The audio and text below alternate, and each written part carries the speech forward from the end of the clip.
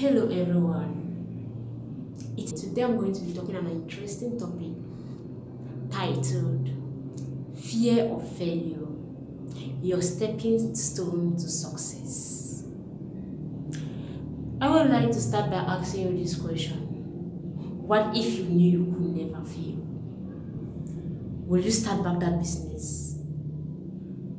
Will you go back to school? Or will you write that book?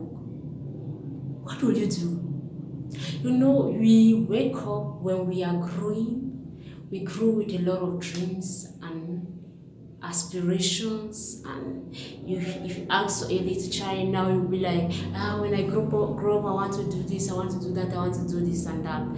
At the end of the day, they grew up and fear stepped in. We fear failing. We fear making mistakes. We fear what people will say about us. But one thing we fail to understand is failure is not the opposite of success. Yes. Failure is part of success. Every great man you see these days did not just wake up and succeed. At some point in their life, they failed, but they woke up and continued. The only thing you need to fear is fear itself. Even the Bible says so. God has not given you the spirit of timidity, of fear, but the spirit of power, of love, and of self-discipline. Failure is a teacher, not an undertaker.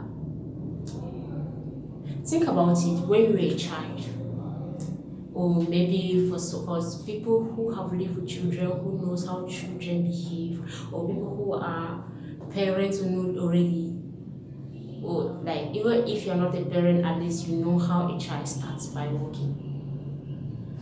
The first step of a child is not always that good though. When he moves one step, he falls. He gets up. He tries again. He falls. He gets up and continue over and over and over until he is able to walk and even run. He do not say, maybe walking is not meant for me. He continues. But now as an adult, when we fail once, we begin to think that no, maybe this thing is not meant for me. I'm not opportune enough. My family is this, my family is that. It's not meant for my family, or it's not even meant for my village people, or all those type of thoughts, But you fail to understand that failure is a teacher and not an undertaker. The Bible says in Proverbs 24 verse 16, say, as though if a righteous man falls 7 times, he will rise. So it is not the falling down, or it's not the failure that actually means, but it is what you do after the failure that means something. If you fail and decide to stay down, for example, if you are going somewhere and you sleep and fall, and then you remain on the floor, just imagine that, But if you rise up and continue, it makes you stronger. Like people say, what does not kill a man makes him stronger. So failure comes to make you strong. There are times in life that you actually have to go through certain difficulties for you to understand what God has for you.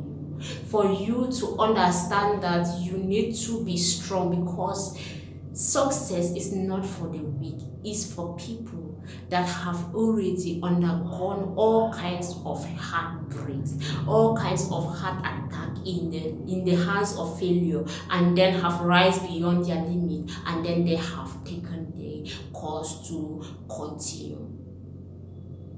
There are even great men in life that made it.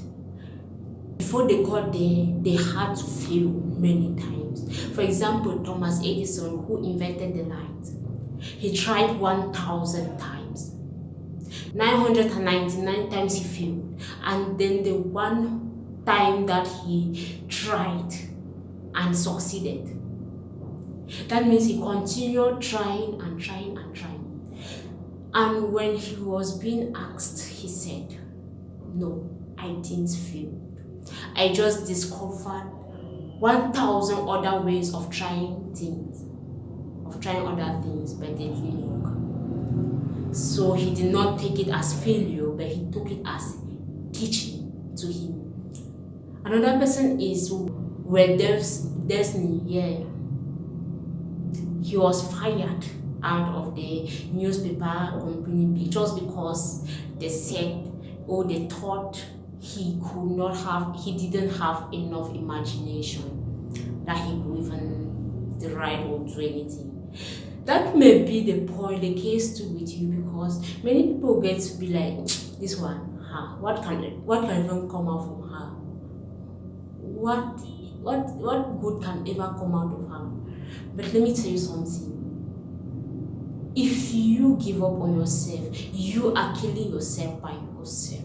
It is not what you do. It is not about how people look at you, but it is about how you look at yourself. We have been talking about fear all the while. What is fear? Fear is an illusion. It makes things look bigger and scarier than they really are. If you know any other definition of fear, just keep it in the comment side and we'll talk about it.